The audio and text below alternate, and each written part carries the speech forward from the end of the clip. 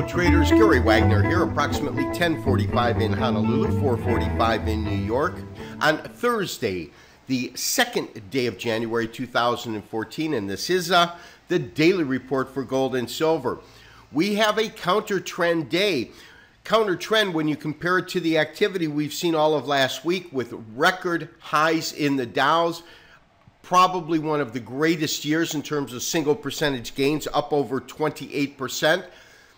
The worst year in gold, down in 30 years, I should say, since 81, down almost 30% on the year. Today is a little bit different. We have a tremendous rally, not only in the precious metals markets, but as you'll see, we have the Dow and S&P under dramatic pressure. First, to gold, currently trading off of the highs, but roughly at $12.23, puts it up about $18 on the day. Now, it's had a high of 31 and a low of 13. Over to gold, you can see that we're off the highs also, but we are up 56 cents, almost 3% higher. We are currently trading at just around $19, just below $20 per ounce. The high, 20.33, and the low, 19.81. Traders, you know, one day doesn't make a rally, but it sure does grab our attention here. A couple of things that we're noticing. First of all, the rally really began yesterday on the first of the year for us in the mainland, because as it opened overseas, of course, it really started rallying up. And I believe when I went to sleep, it was up about $8, $9 on the day, trading roughly over 12, but at 12.08, 12.09, we then saw the carry through. You can see that right in here. Now, we are looking at a 60-minute chart. The one thing that is clear to me, though, is that we had an existing low at roughly 1181. We matched that low. This is back on the 19th and the end of the year. We matched that low, and as you'll see when we pull out our longer-term charts where that comes from, there's no doubt we can look at this now that we're effectively buffered above 1,200 an ounce as some sort of double bottom. And we really have to move to a 4-hour chart to see that effectively, to be able to compress enough time.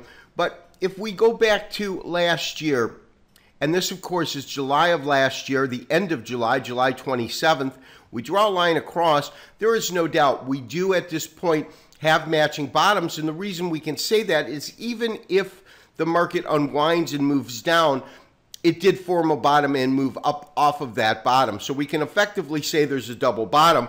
The question is whether or not that double bottom is going to hold. And to do that, we want to really look at some of these upcoming resistance levels, take a look at it in terms of our current Elliott wave count. Dust has settled. It is the beginning of the year, and to begin our strategy for this upcoming year. Tremendous move today. Quite surprised to see it, but at the same time, it's a pleasant surprise.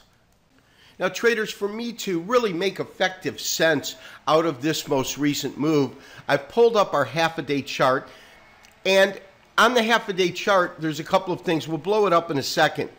Very, very clear and apparent. This is the double bottom that we just spoke about. But as you can see, I do have one fib retracement. This fib retracement really starts from around 1465 down to the bottom. We could add yet another one with this top, this being our single largest rally, really the only major rally we had in 2013 to effectively see that. But I think that we'll be able to glean some good information just off of this one retracement. And to do that, of course, we want to go ahead and blow that up. And when we do, you can see as we look at this chart, we've got our top here roughly sitting at 1360, down to this bottom roughly at 1186, and then our various levels. First level is a 23% retracement level, takes us to 1227, and I think we can effectively see, at least for the time being, that the market has hit that, and that has become currently a resistance area. Now, when we look at this historically, we've got all kinds of noise because we don't really have a clear-cut level of support or resistance when we look at it as it passed through this band last time. Not in the same way that we can see, for example, a clear resistance here at 1263, the market comes down, finds good support here. This is an area where you can see it being supportive, but then comes up and then runs into this roadblock of resistance right at 1262. Now, in the same way, when we look at this market today, the market really clipped up. It clipped up nicely, but at the same time, it's sitting at 22, and it has hit a high just at these levels of resistance at 1227. Now, we're looking at a daily chart, Standard & Poor's. This is the cash Standard & Poor's. It is in Japanese average format.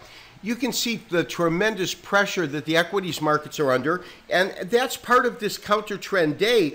In other words, we had a strong uptrend throughout last year in the stock market. Today, first day of trading, afterwards, it's down. Gold, silver, tremendous pressure to the downside. All of last year, first trading day of the year, it is up. Now, the first thing we do want to look at is the straight candlestick chart, so you can see the dramatic kind of a fall that we've had today when you compare it to these up candles here. Even on a standard candlestick chart, which this is, we do want to look at body size. Body size meaning the distance between the open of the market and the close of the market on a daily chart on the daily trading range. When you compare this kind of a push up, and then you get these small-bodied candles with gaps in them, it's probably going to come and fill these gaps, although they're not true gaps because you do have a tail in there. You do have a price void between the bodies. Obviously, when you just look at this straightforward, you can see that there was a band of resistance, and that should become support if this market does continue to trade low. So the big question becomes, in terms of gold, is whether or not what we're looking at is an indication of more to come, meaning have we hit a double bottom in the market down here and are now going to begin to trade higher?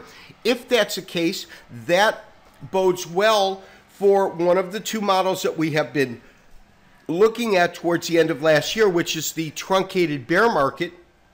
Again, a truncated bear market, you have equal lows between your third wave and your fifth wave. Well, we pretty much have gotten that.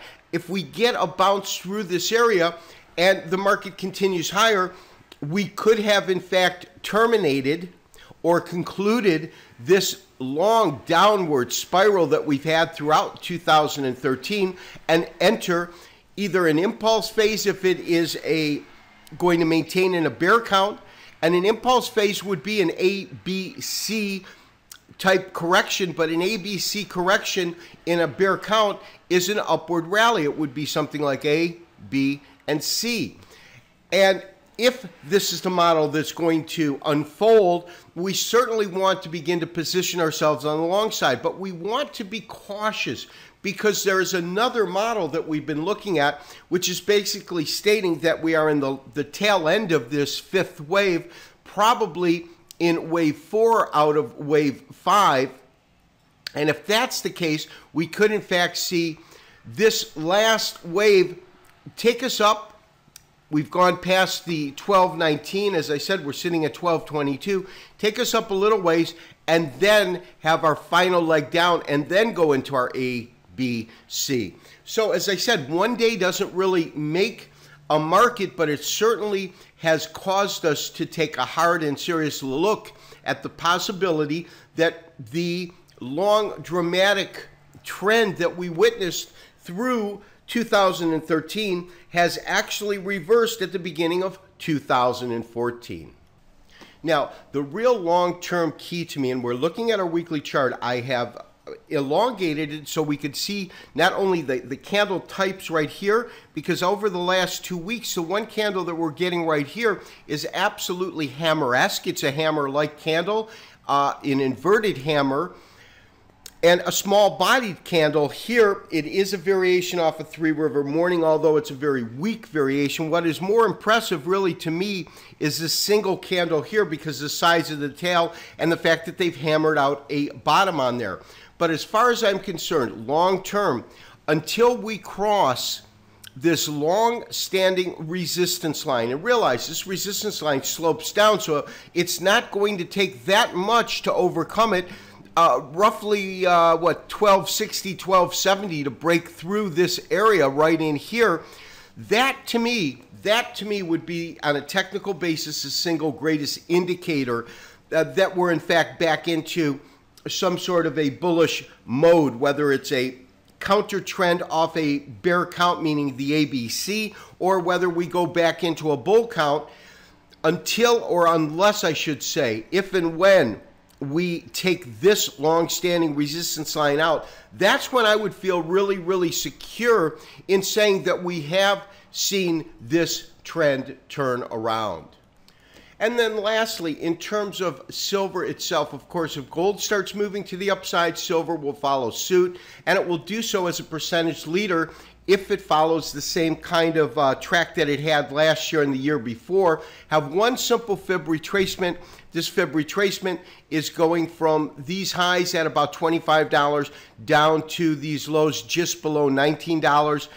We've identified 1958, that's a critical level of support. It has held that support. Our next level of resistance has got to be 2022. That is this 23% retracement. And then above that is 2162 in terms of levels of resistance in the market should it continue to move to higher ground. This has been Gary Wagner, wishing you, as always, good trading. Talk to you tomorrow for another daily update and review and the weekly wrap-up. Bye-bye.